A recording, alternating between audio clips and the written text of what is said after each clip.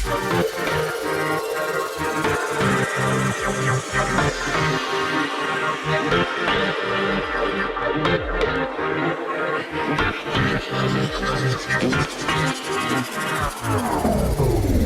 this is Simon at Southeast Cars and Coffee. I'm with Tim, who has a really interesting car of the week. What is it, mate? It's a 1951 COE cab over engine. Yeah, you don't see a lot of cab overs, but particularly you don't see a lot of cab overs that are a little bit of GM, a little bit of Dodge, a little bit of... This thing's amazing. Hey, check it out. Tim, cab over Chevy. You don't see those very often. What made you want to buy this truck? It's actually my third one. My first truck in business was one of these, so I've always had a love for them. Oh, that's cool. Because I was saying earlier when I walked through the show, you see a lot of 3200s and traditional sort of hooded style trucks, but not a lot of cab overs. They didn't build a lot of them, did they? No, but they were the work truck of the past. And so compared to the 3200 at the time, high load capacity, or what was the things that made people get drawn towards using this as the truck? Well, I think just the unique cab, and you know, it just looks like the bigger pickups, but it short stub nose. Yep. It's just unusual. It's just very rare, so that's what drew me to it. So let's talk about the actual truck itself. Now, what's interesting about this truck is that it has the rear chassis of a Dodge or a motorhome. Well, the front clip of a motorhome, and then it's got the rear chassis of a Silverado 3500 one-ton dually. So it's kind of, how did you find to use these pieces and put it all together? What was the... Wanted to keep it as a truck, and I wanted to make sure it could tow, because this is actually set up for a gooseneck trailer. Right. And it has towed a race car around all over the country.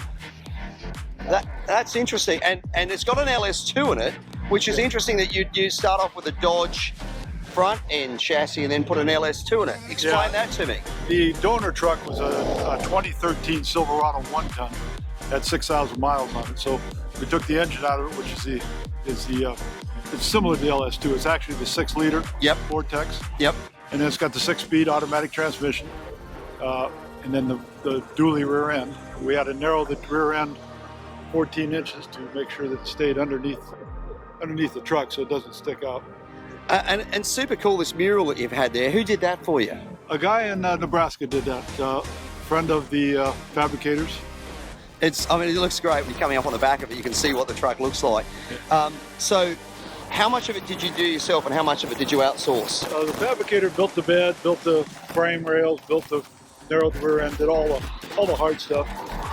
All I've done is finish the bed out, did the interior, finished the engine, dressed it up, cleaned it up, and put new parts on the motor.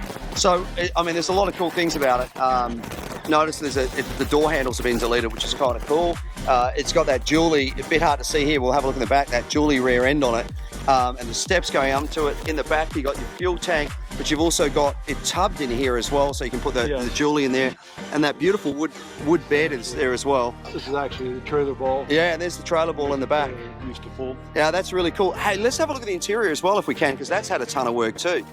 So one of the things I noticed when we were walking past it, Tim, is the gauges. It's very different from what these original trucks look like. If you looked at the original version, this would have had a glove compartment here that would have like pinched together, could fold down. It would have had a sort of a metal slotted dash through the middle, the gauges on the other side, and then an ashtray that we used to pull out in the center. How am I doing so far at memorizing all of that? Good, but this came out of a 55 Chevy.